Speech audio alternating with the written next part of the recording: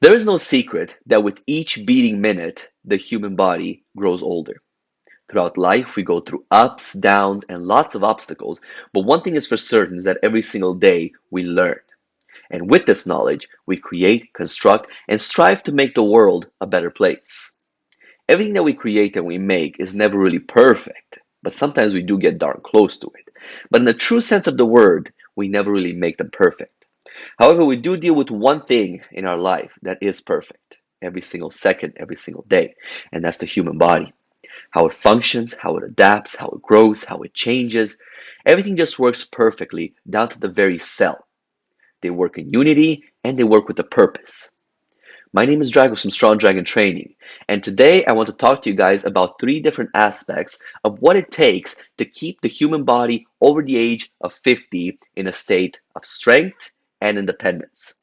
Out of my own experience, I'm going to share with you guys something that I have learned working with the senior population as a kinesiologist and an exercise leader.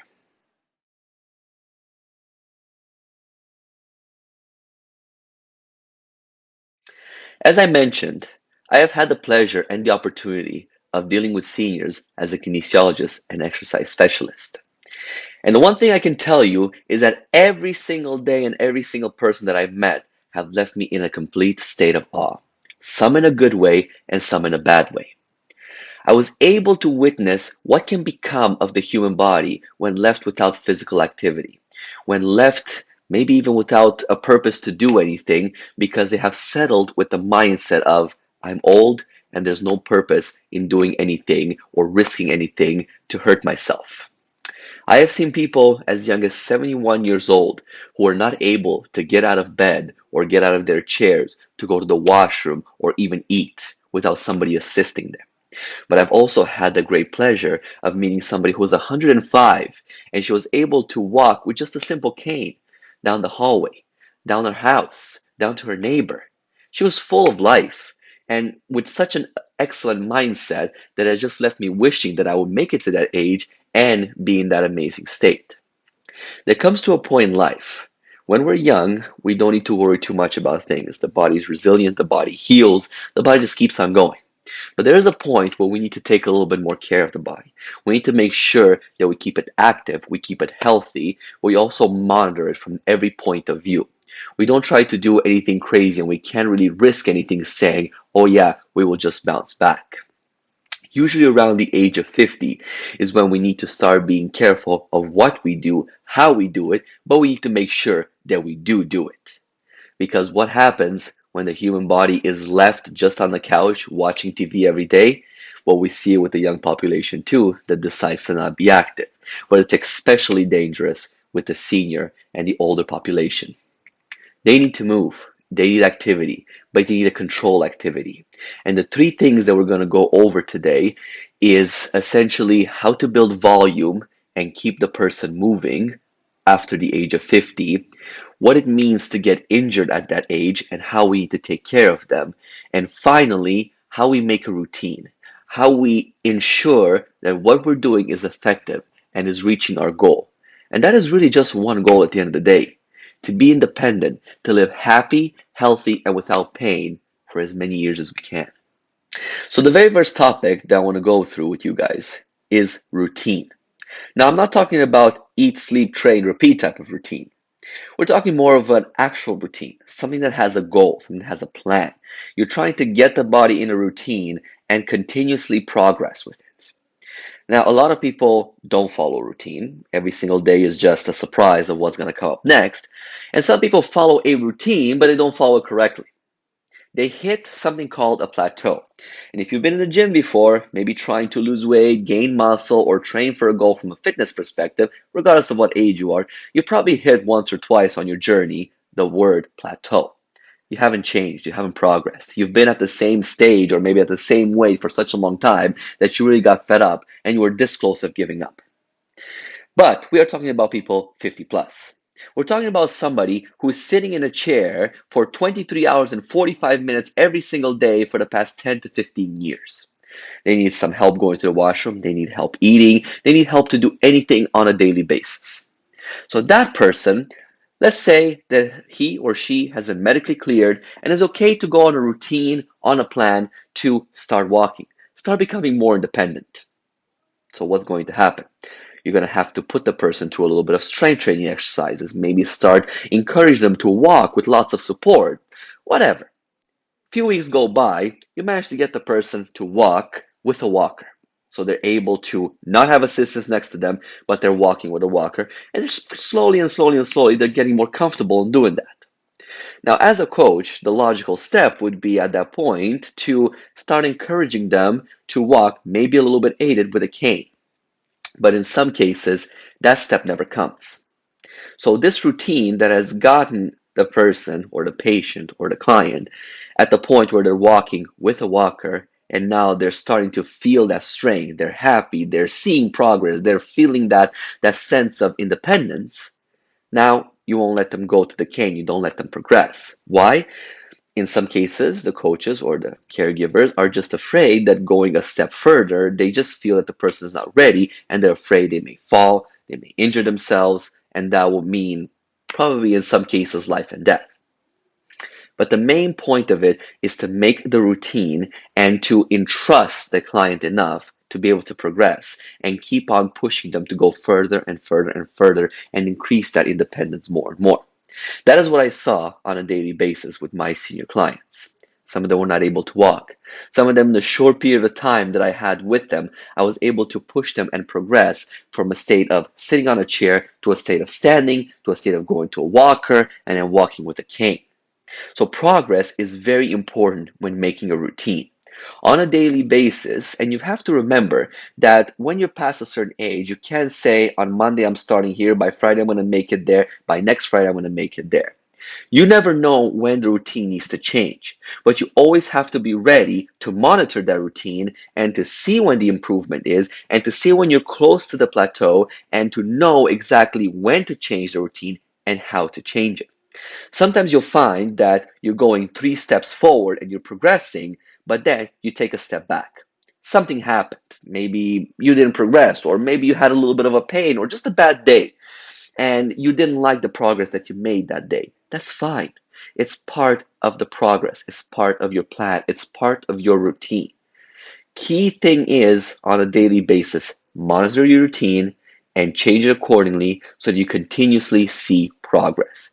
Worst thing is that you end up at a point in your plan or in a routine when you're so happy, but then you get demotivated that you plateau and you never really go to a next stage, or you can't, or you're too afraid to go to the next stage. Key thing is, and my message to you is keep on going, don't give up, and continue sticking to your routine. If you need help, seek help from somebody qualified. If you don't have a coach, if you don't have a kinesiologist, an exercise leader, and you just try to make this routine by yourself and you've hit a wall, you can't progress, don't give up. Seek some help. Have somebody redesign that routine, assess you from every single point of view, see where you are. Maybe out of 100%, you're at 47 or even at 91. Doesn't matter. But that plan needs to be reassessed. What progress you've made need to be taken in complete calculation and then see exactly what is the next safest and most logical step to get to that 100%. Topic number 2 I want to share with you guys is building volume. Over the age of 50, and really at any age in the human body, building volume is key. You can't take somebody who has never lifted weights in their life and ask them to do a 500-pound deadlift. Or you can't take somebody that hasn't run before or maybe hasn't run for a couple of years, ask them to run a marathon on the first day.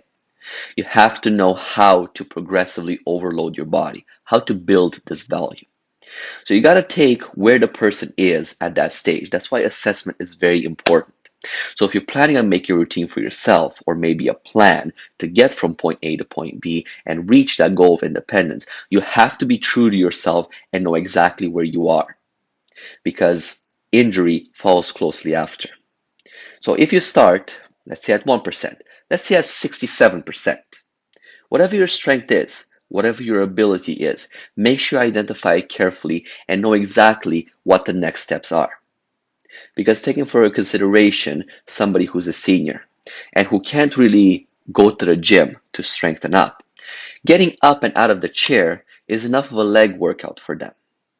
But if they can't even do that, if their legs are too weak to get out of the chair, what then? How are we going to get them to the point of walking if they can't even get out of the chair? That's when you have to take it a step further. And you have to build to that getting up out of the chair. Because think of it this way, getting up out of a chair is essentially a squat. When somebody goes into the gym, puts a huge bar on their back, and squats up and down. It's almost the same idea, isn't it? Getting up from the chair, you need that muscle strength, that ability of your legs to take on your entire body weight, something that the chair has been taking this whole entire time. So simple exercises such as lifting the leg up, extending the leg out, or maybe even the coach being right in front of you right there, holding your ankle as you try to extend your leg or curl your leg. This starts progressively building muscle in your ligaments rather, in the muscles themselves and all the tendons. So this way you progressively strengthen them until you get to the point that your coach holding your hands can get you out of your chair. And then you sit down. And then you get up again with their help. Progressively, you get up just by holding the sides of a chair. And finally, you just spring out of the chair without holding on to anything. That is progress right there, and that is volume built. As I mentioned, many times I've met people that don't get out of the chair for 23 hours and 45 minutes out of the day. And when they need to get out, they have 2 or 3 people help them get out of the chair, go to the washroom maybe, again, help them sit down on the toilet, and then come right back to the chair. So how can I expect from that person to just spring out of the chair, grab the walker, and go outside for a walk? You can't. Volume and progressive overload is key. And as everything else, it is key across the age spectrum, but it's most important in somebody who's over the age of 50 or maybe even their 70s or 80s that have not moved for a while, have not done any kind of activities. So the third and final topic I'm going to cover with you guys is injury and how to deal and prevent injury. To get the message across the board, I'm going to paint a picture for you guys first. We're going to take Jack. Jack is a 22-year-old soccer player.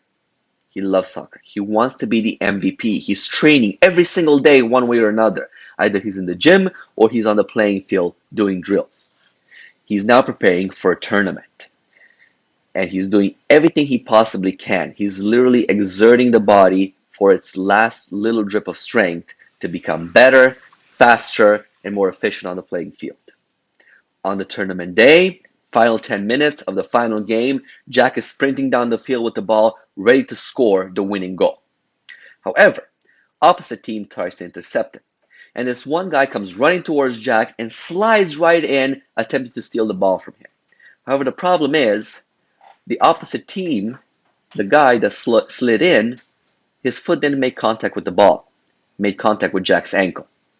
As he slides in, Jack's feet go up above him, tumbles down to the floor. The next second is Jack is screaming to the top of his lungs that his ankle is hurting. He can't stand, he can't walk. 2 to 3 days later, he's at the hospital, and he actually gets some good news. His ankle is not broken, but is very badly sprained. Good news for Jack. The doctor, however, recommends that he stays off the ankle for a little bit and goes and sees a physiotherapist so he can learn and do some exercises and maneuvers to get that ankle to heal properly and to keep it strong for many years down the road. Well, Jack stays off the ankle for the next couple of days. When it comes to the physiotherapist, he doesn't need to waste time with that because once the ankle has healed naturally, he feels great. He's back on the field trained to become MVP. Well, here's a little bit of problem with that before I move on with the story. Yes, Jack's ankle might have healed, but has it healed right? And this is something that's going to haunt him when he becomes 50 and over. Because that ankle has healed improperly, it is stronger, and that whole wolf effect or wolf syndrome, which I'll cover in a different blog, might have taken effect, so now his ankle is stronger. But over time, as he becomes older, arthritis is going to set in as well, and he may and will risk having chronic pain throughout his elder years. But we're going to take Jack now and make him 52 years old. He still loves soccer, he still trains and plays every single day, and he still wants to prove that regardless of what age he is, he can still be the most valuable player of his team. Tournament day again comes in, and the same incident happens to Jack. His feet get swiped up from underneath him, not in a good way, and he's down on the playing field, screaming to the top of his lungs that his ankle is broken. First thing is first, chances are much higher now at 52 that his ankle is broken. But we'll assume that it is. It's still a severe sprain.